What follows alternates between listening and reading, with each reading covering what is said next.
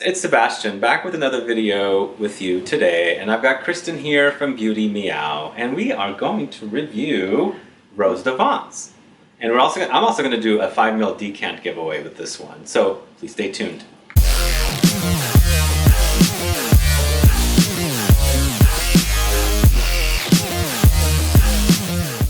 Thanks so much for tuning in. If this is your first time on this channel, please click the subscribe button below and also click the bell icon so you'll be notified for future videos and giveaways. And Kristen, thanks so much for doing this video with me. Thank you so much for having me. Nice to meet you finally. I know, I'm so excited to finally get to meet you. I watch your videos and I'm like, yes.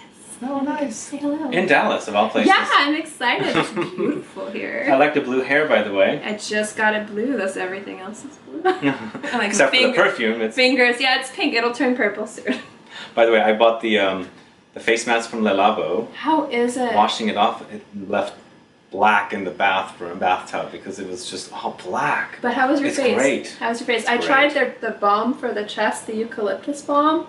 I'm probably going to have to pick some up, but I think I'm taking too much stuff back with me, so I didn't want to. I already bought a few other things from Le Labo. I know you bought something. So I'm like, I will definitely hit that up because I'm excited for their new stuff. Awesome. Well, today we're reviewing Rose Devant from Louis Vuitton. We are both fans of this fragrance, and we're actually fans of the line as well, right? They're really beautiful line. I think it's definitely very underappreciated in the fragrance community. People don't really give it the time of day. I've noticed nobody talks about it, nobody wears it, and they're just so gorgeous. They really are just beautiful fragrances.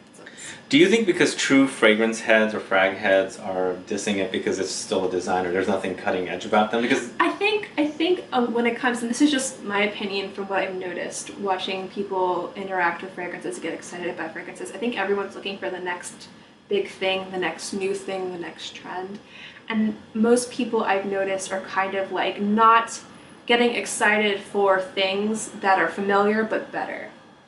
So what I love about the Louis Vuitton line is the fact that they're all very familiar fragrances. Nothing groundbreaking, but the quality is exceptional. Yeah.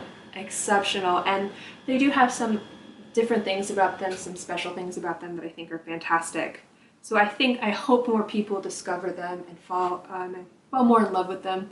I do think, again, like you said, it was because the designer. Yeah.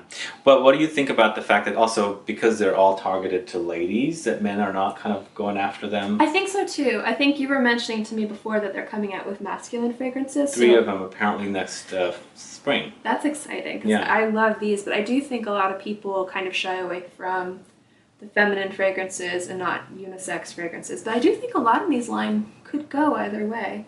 I think so, especially Apogee. Yes, that one's so beautiful. Dans la Peau, I think, can be pretty unisex also. Contre moi. Contre moi, maybe even Milfaux. Yeah, maybe. I don't know about Monterey Noir. It might be a little too sweet and deep, but definitely Apogee. Apogee, yeah.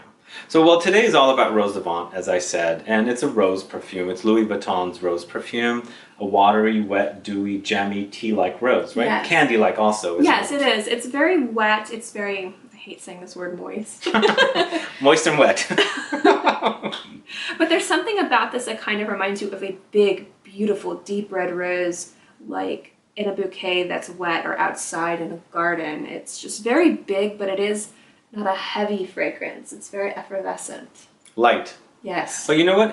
It does have decent longevity, because I wore it yesterday again for the, I don't know how many times, but it was... You made a big dent in that bottle, and I know that isn't your first bottle too. Yeah, this was refilled. I know, and I barely make dents in my fragrances, and I make a good dent in this as well. I mean, it doesn't really look like it. Oh my god, I spray so much though. I do too. How many sprays do you do? I think I did 30 sprays yesterday. I believe it. I'm usually like one of those that's like 1, 2, 3, 4, 5, 6, 7. I mean, it's bad. And there's a few fragrances you can't do that with, but I love showering in this. It's so pretty. What do you like? What do you like about the watery quality? It's not necessarily aquatic, but do you like that watery quality with all these fragrances? Yes, I think that that's what really ties them all together. I think that what's really nice about this line is each of these fragrances, some of them are very similar to others, but the feel of the fragrance on your skin, how it sits on your skin, it's being effervescent, almost ozonic. I think you mentioned that before when we were talking about these fragrances earlier, definitely ties them all together, and I love that because I like a little bit of cohesion in lines, especially when they're all released at the same time. And I definitely think that's what they do with this. You're right. To me, this is like I mentioned in the previous video we did, that smelling the rose after it's rained. Yes, I think that's a perfect description for this. But I also like that it's a little bit citrusy, it's a little bit woodsy, and there's, I think, a bit of pepper. There's pepper. Tiniest bit of the background. It kind of reminds me, I don't know if anyone's familiar with Isia from Sicily. Yes. Like a more sweeter, candier version of that. That one's a little bit more sharp, but beautiful. Just a beautiful rose. Have you tried the Eau d'Italie Greta? No. That one's also kind of has similarities. It's like this wet, dewy rose, jammy rose. But I like the style of rose. I do too. I like jammy rose fragrances. I'm a huge fan of it. One of my favorite jammy roses is from Michelef. It's the Rose Extreme. Mm-hmm. Beautiful jammy rose. But sometimes jammy roses can get too heavy. Yeah, those, yeah. And what's nice about this one is the fact that it is so watery. It is so light. Not heavy at all. Not at all. You can wear this, but you can dress it up too. You can wear it at night too, because it's got that big, beautiful, sweet rose. So it's nice for evenings and formal occasions. And you can easily dress it down because it is so watery and light and totally fresh. What kind of longevity do you get with this? I get pretty good longevity. I get about, and I live in the tropics, so really high humidity. I get about at least 6 to 8 hours with a moderate application, and sometimes even longer if I spray more. But again, it's really humid. Actually, wearing this here today, I've been wearing it since I think 8 o'clock, and I haven't reapplied. And I smelled you when when I hope that's a good thing. No, it was good. It was good. It smelled great. Yeah, I was wearing this all day today. I was so excited to wear this. So yeah, so it's been a long time, and it's still very strong. Awesome. Yeah, for me, it's about 6 to 7 hours.